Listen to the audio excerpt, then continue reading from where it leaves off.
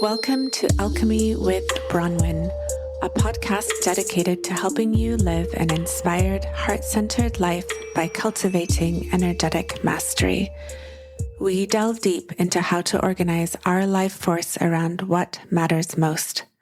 I'm your host, Bronwyn Ayla, board-certified acupuncturist, mama, dancer, and practitioner on the path of illumination.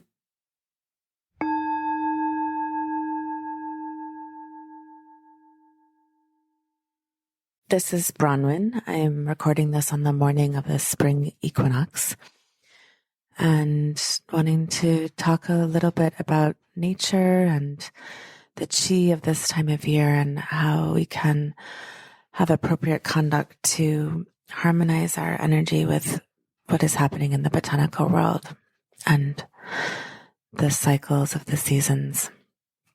There's a huge change going on around us in nature.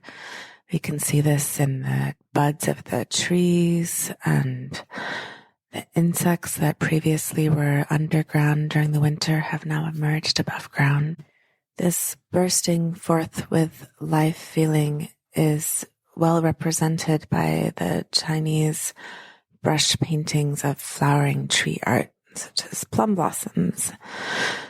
And taking a walk in my garden yesterday, I was just amazed at all of the little buds on the trees and the greenness everywhere. The bursting forth of life is the yang energy returning.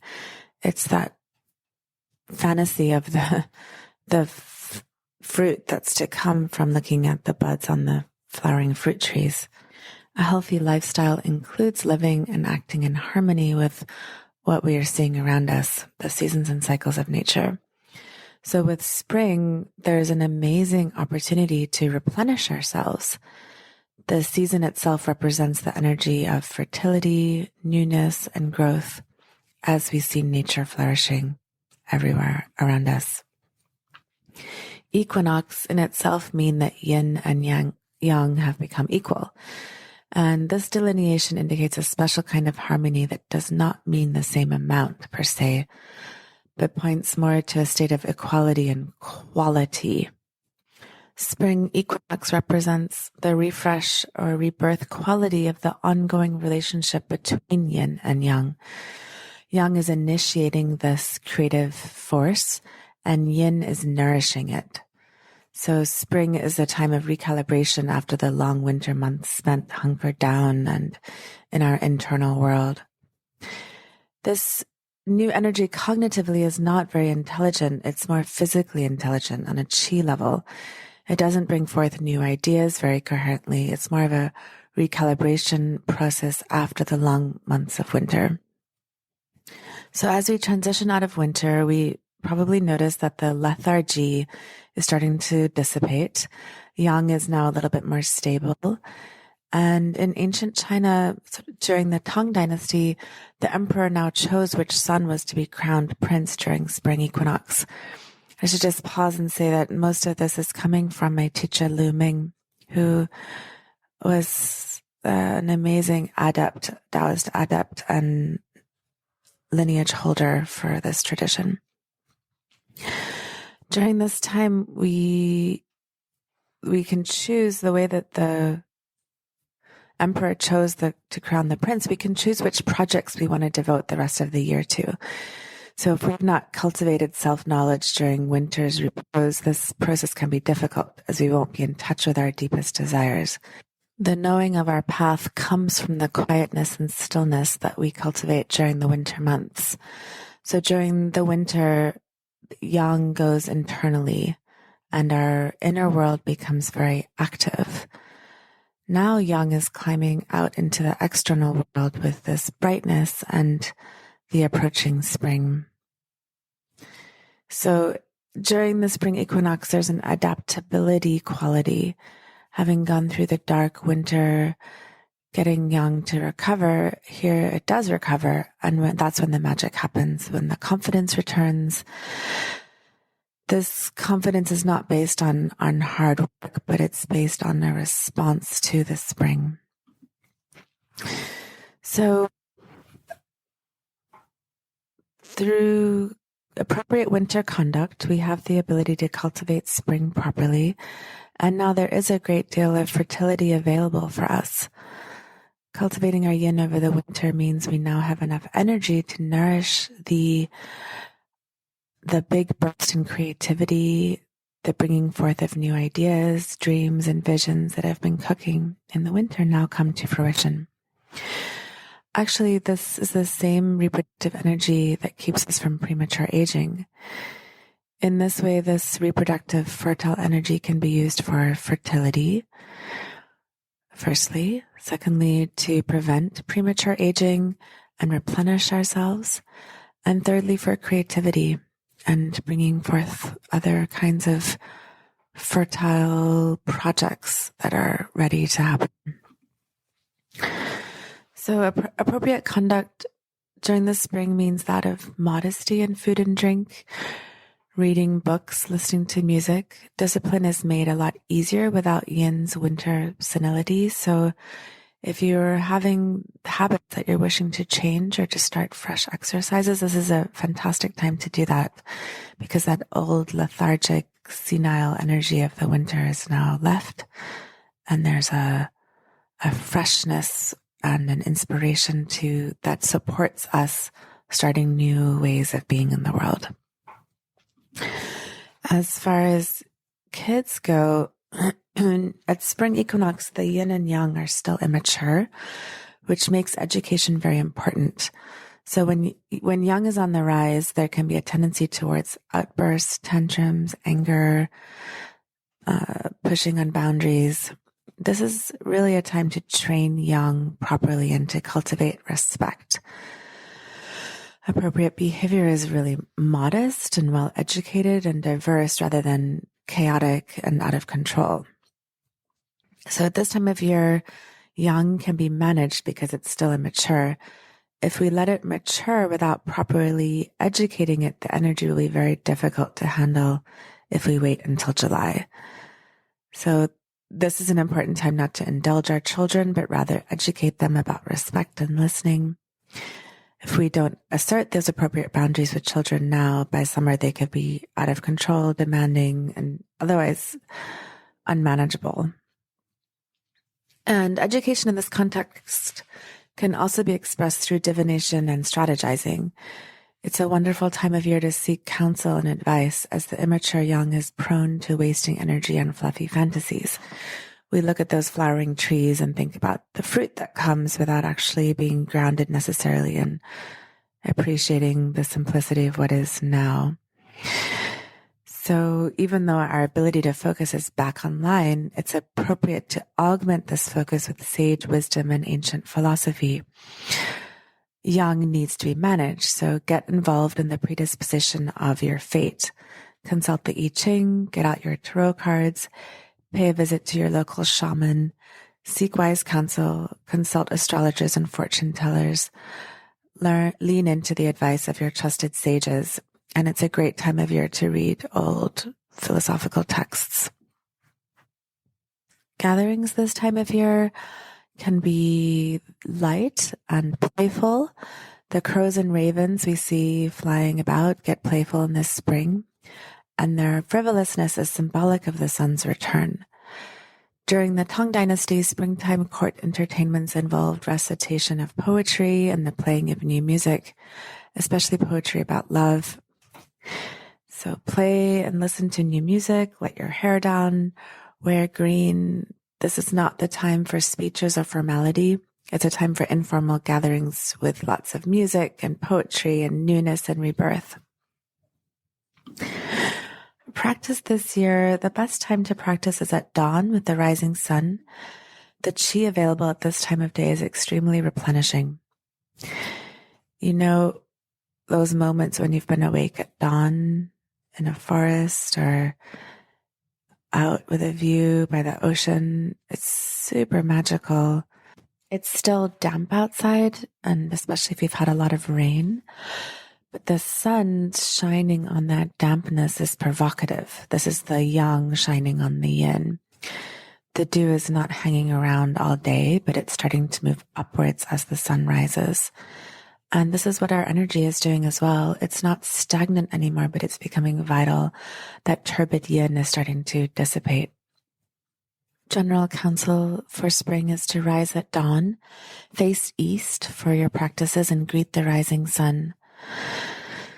A simple practice is to imagine you're inhaling the light and the dew and bring it down into your lower dantian. As you exhale dry, stale, dusty air, inhale the morning light. As far as exercise goes, during this time of year, it's best to practice a steady amount of modest exercise rather than large amounts or even small bursts of strenuous exercise. Making ourselves tired disperses the yang. We want to increase our exercise after the winter, but not to a point where we are sweaty and gasping for breath. If we tire ourselves out, we drive off yang.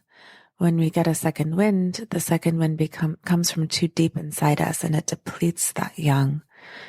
So we only want to exercise surface yang rather than delving into any sort of deep yang arousal place.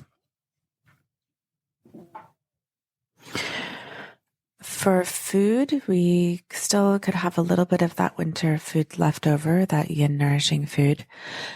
But eating food that is fresh and matures quickly is also indicated in nature. In the botanical world, there's not yet much to harvest during the spring equinox. We only have green herbs and asparagus and fresh green onions.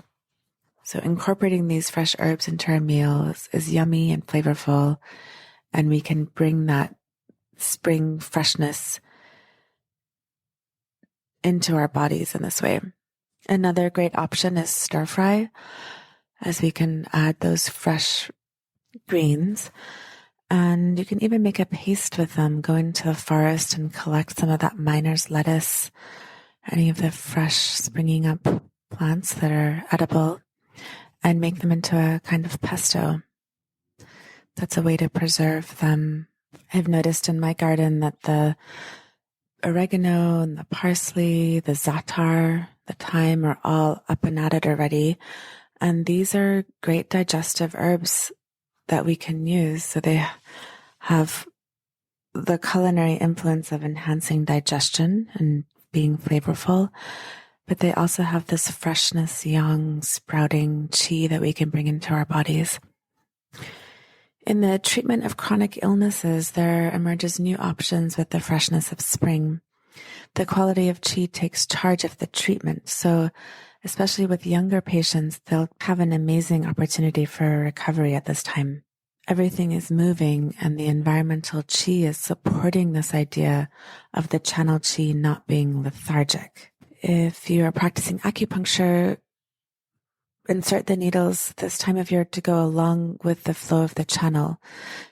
There's a tug this way. Even if we're trying a perpendicular insertion, there's a way where the needle just wants to go with the channel, even if it's only slightly. I'm going to end with some quotes from the Tongshu.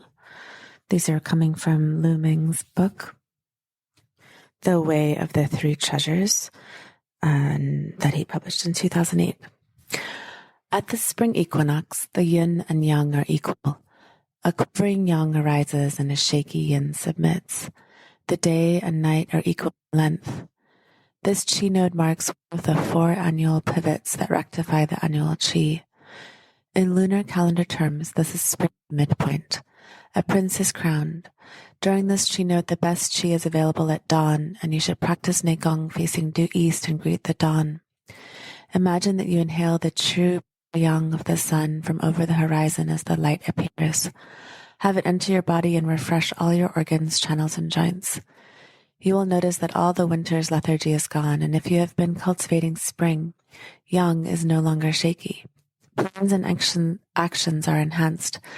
It is an ideal time for in-depth study, long walks, and consulting with diviners and astrologers. Focus and go forward. Do not forget the advice of the sages. Crows and ravens are sun creatures in Chinese tradition. They will be rascally now, all through spring and summer. And this quote is from the Neijing. The 3 months of spring are time of birth and pervasiveness. Grasses sprout and trees bud. All living beings and things flourish in the new dynamic chi that opens up and outward. People, like all phenomena, are included. To be synchronized with the seasonal chi, one should retire when night turns dark and rise early in the morning, at dawn. One should practice Nigong in the courtyard, wearing loose clothing and untied hair. One should breathe in the freshness of spring chi. Since spring is the season of renewal, one must not interfere with new growth. One should offer one's chi to help the new and weak survive and not kill. One should not give, take reward, and not punish. Disobey the natural chi mandates of spring and it will harm the liver, the wood, the organ of spring. If one does not absorb the freshness of spring, one will contract the cold syndromes in the summer. Without spring chi, one is unable to adapt to summer. This is called inadequate offerings of freshness. And lastly, a quote from the Zhangji Shan Yin Shu. Spring days. After waking in the morning, urinate, wash your hands, rinse the mouth, and brush your teeth. With unfastened hair, knock your teeth and stroll to the lower end of the hall to meet the purest dew. Receive the Jing of heaven. Drink 1 cup of water. These are the methods to enhance harmony. Enter the palace from evening to greater midnight, otherwise harms the chi. Entering the palace in this context probably means sexual intercourse. To summarize, the springtime is the ideal time for education, renewal, and initiation. Try something new, take a new course, meet new people, eat fresh food. And this is the time when the resolutions of the new year should be instigated. If you don't do that, summer could be arduous and chronic patterns of illness start to harden again. Enjoy yourself, read poetry, make love, and make art, and meet new people. This is Bronwyn Michaelis speaking on the Spring Equinox. If you'd like to find out more information about my offerings, please visit www.reikiyoga.com. That's REIKIYOGA.com. Happy spring. Thank you for tuning in to Alchemy with Bronwyn, this podcast which is dedicated to helping you live an inspired, heart-centered life by cultivating energetic mastery. We delve deep into how to organize our life force around what matters most. Send me a message. You can do that in the show notes. You'll see a link. Let me know how it went for you. Also, please remember to hit the like button, support button, all the rest of it. And you can support me to make more great content for people everywhere at bronwyn.love. That's BRONWYN.love. All those links are in your show notes. Many blessings, and I hope to tune in with you again soon.